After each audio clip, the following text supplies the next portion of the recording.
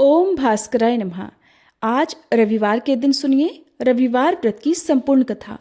जैसे सोमवार का दिन भोलेनाथ को समर्पित होता है, शनिवार का दिन शनिदेव को समर्पित होता है, वैसे ही रविवार का दिन सूर्यदेव को समर्पित माना गया है। ज्योतिष शास्त्र के अनुसार सूर्यदेव को 9 ग्रहों में राजा माना गया है। कहते हैं सूर्यदेव की साधना आराधना करने से कुंडली के सभी दोष दूर हो जाते हैं। कुंडली में अगर सूर्य मजबूत अवस्था में हो तो समाज में व्यक्ति को खूब यश मान सम्मान मिलता है, सुख समृद्धि की वृद्धि होती है और निरोगी काया भी प्राप्त होती है। इसलिए सूर्यदेव की पूजा के साथ साथ रविवार के दिन इस कथा को सभी को जरूर सुनना चाहिए। प्राचीन कथा के अनुसार एक बार एक नगर में एक वृद्धा रहा करती थी।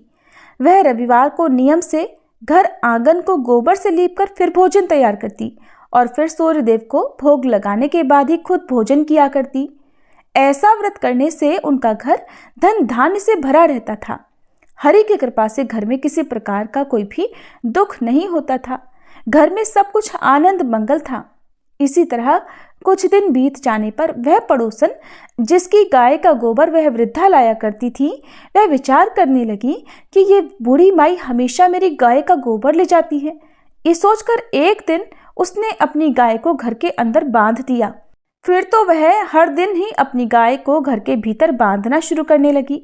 इधर गोबर न मिलने पर बूढ़ी माई रविवार के दिन अपने घर को लीप नहीं पाई, इसलिए न उन्होंने भोजन बनाया, न भगवान को भोग लगाया और न ही खुद भोजन किया। इस तरह उन्होंने निराहार व्रत किया। सुबह से शाम, शाम से रात हो गई और वह बूढ़ी माई भूखी ही सो गई। फिर रात में भगवान ने उन्हें स्वप्न में दर्शन दिए और भोजन न बनाने और भोग न लगाने का कारण पूछा। तब बूढ़ी माई ने सूर्यदेव को बताया कि गोबर न मिलने के कारण आज वह भोजन नहीं बना सकी। तब भगवान भास्कर ने कहा कि माता, हम तुमको ऐसी गाय देंगे जिससे सभी इच्छाएं पूर्ण हो जाएंगी, क्योंकि तुम हमेशा रविवार को गोबर से लीपकर फिर भोजन बनाती हो, भोग लगाकर ही खुद भोजन करती हो। इसलिए मैं आपसे प्रसन्न होकर आपको वरदान देता हूँ। तब सपने में भगवान का यह वरदान पाकर जब बूढ़ी माई की आंख खुली तो देखा कि आंगन में तो एक बहुत सुंदर गाय और बछड़ा बंधे हुए हैं। गाय और बछड़े को देखकर वह खुश हो गई और घर के बाहर बांधकर उन्हें खाने को चारा डाल दिया। इधर जब पड़ोसन ने बूढ़ी माई के घर के बाहर बहुत सुंदर गाय और बछड़े को देखा तो ईर्ष्या से प्रेरित होकर उसका हृदय जल उठा। और जब उसने देखा कि गाय ने तो सोने का गोबर दिया है तो वह गाय का सोने का गोबर उठाकर ले गई और अपनी गाय के साधारण गोबर को उसकी जगह रख दिया। वह रोजाना ऐसा ही करती रही और इधर सीधी साधी बूढ़ी माई को कानों कान इसकी खबर तक नहीं होने दी।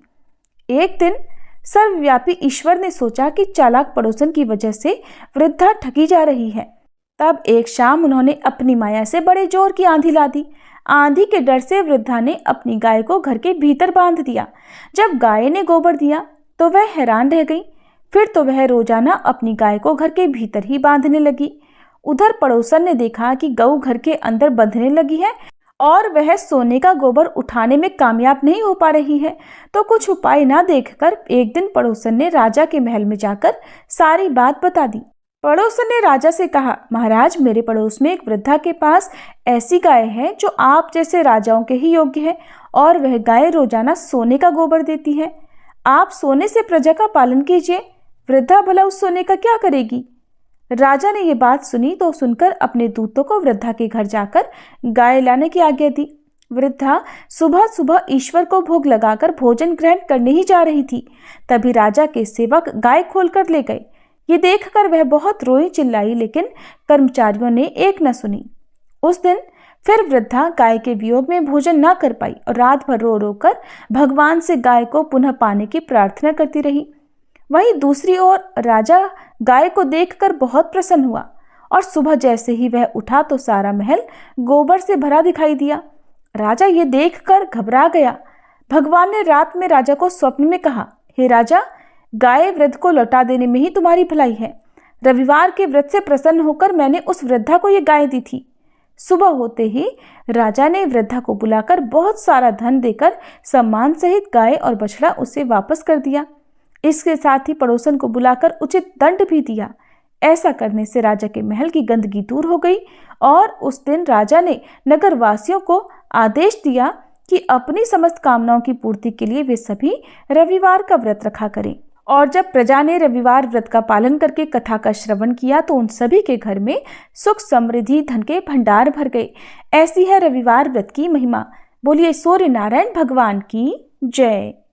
श्री रवि हरत हो घोरतम अगणित किरण पसारी, वंदन करूं तब चरणन में अर्घ देऊं जलधारी। सकल सृष्टि के स्वामी हो सचराचर के नाथ, निस दिन होत तुमसे ही होवत संध्या प्रभात। जय भगवान सूरतमहारी, जय खगेश दिन कर शुभकारी। तुम हो सृष्टि के नेत्र स्वरूपा, त्रिगुणधारी त्रैवेद स्वरूपा। तुम ही करता पालक संहारक, भुवन चतुर्दश के संचालक। सुंदर बदन चतुर्भुजधारी, रश्मि रथी तुम गगन विहारी। चक्र शंख अरु श्वेत कमल धर, वर मुद्रा सोहत चोटे कर। शीश मुकुट कुंडल गलमाला, चारु तिलक तब भाल विशाला। सप्त अश्वरथ अति द्रुतगामी, अरुण साथी गति अविरामी। रक्त वरुण आभूषण धारक, अति प्रिय तोहे लाल पदारथ। सर्वात्मा कहे तुम्हें ऋग्वेदा, मित्र कहे तुमको सब वेदा। पंच देवों में पूजे जाते, मनोवांछित फल साधक पाते। द्वादश नाम जाप उद्धारक, रोग शोक अरु कष्ट निवारक। माँ कुंती तब ध्यान लगायो, दानवीर सूत कर्ण सो पायो। राजा युधिष्ठिर तब जस गायो, अक्षय पात्र वो वन में पायो। शस्त्र त्याग अर्जुन अकुरायो, बन आदित्य हृदय से पायो। विंध्याचल तब मार्ग में आयो, हाहाकार तिमिर से छायो। मुनि अगस्त गिरि गर्व मिटायो, निज तप बल से विंध्य नवायो। मुनि अगस्त तब महिमा गाई, सुमिर भये विजयी रघुराई। तोहे विरोग मधुर फल जाना, मुख में ली नहीं तोहे हनुमाना। तब नंदन शनि देव कहावे, पवन के सूत शनि तीर मिटावे। यज्ञ व्रत स्तुति तुम्हारी कीन्ही, भेंट शुक्ल यजुर्वेद की दीन्ही। सूर्यमुखी खरितर तब रूपा, कृष्ण सुदर्शन भानु स्वरूपा। नमन तोहे ओंकार स्वरूपा, नमन आत्मा अरुकाल स्वरूपा। दिग दिगंत तब तेज प्रकाशे, उज्ज्वल रूप तुम्ही आकाशे। दश दिगपाल करत तब सुमिरन, अंजलि नित्य करत हैं अर्पण। त्रिविध ताप हरता तुम भगवन, ज्ञान ज्योति करता तुम भगवन। सफल बनावे तब आराधन, गायत्री जप सरल है साधन। संध्या त्रिकाल करत जो कोई, पावे कृपा सदा तब वोही। चित शांति सूर्यास्तक देव, व्याधि अपाधि सब हर लेवे। अष्टदल कमल यंत्र शुभकारी, पूजा उपासना तब सुखकारी। माघ मास शुद्ध सप्तमी पावन, आरंभ हो तब शुभ व्रत पालन। भानु सप्तमी मंगलकारी, भक्ति दायनी दोषणहारी। रविवासर जो तुमको ध्यावे, पुत्रादिक सुख वैभव पावे। पाप रूपी पर्वत के विनाशी, व्रज रूप तुम हो अविनाशी। राहु आन तब ग्रास बनावे, ग्रहण सूरता को लग जावे। धर्म दान तब करते हैं साधक, मिटत राहु तब पीड़ा बाधक। सूर्य देव तब कृपा कीजे, दीर्घ आयु बल बुद्धि दीजे। सूर्य उपासना कर नित ध्यावे, कुष्ठ रोग से मुक्ति पावे। दक्षिण दिशा तोरी गति जावे, दक्षिणायन वो ही कहलावे। उत्तर मार्गी तोरो रथ होवे, उत्तरायण तब वो कहलावे। मन और वचन कर्म हो पावन, संयम करता भलित आराधन। भरत दास चिंतन करत घर दिन कर तब ध्यान, रखियो कृपा इस भक्त पे तुम्हारी सूर्य भगवान। ओम जय सूर्य भगवान, जय हो दिनकर भगवान। जगत के नेत्र स्वरूपा, तुम हो त्रिगुण स्वरूपा। धरत सब ही तब ध्यान, ओम जय सूर्य भगवान। सारथी अरुण है प्रभु, तुम श्वेत कमल धारी। तुम चार भुजाधारी, अश्व है सात तुम्हारे। कोटि किरण पसारे, तुम हो देव महान। ओम जय सूर्य भगवान। उषा काल में जब तुम उदयाचल आते, सब तब दर्शन पाते। फैलाते उजियारा, जागता तब जग सारा।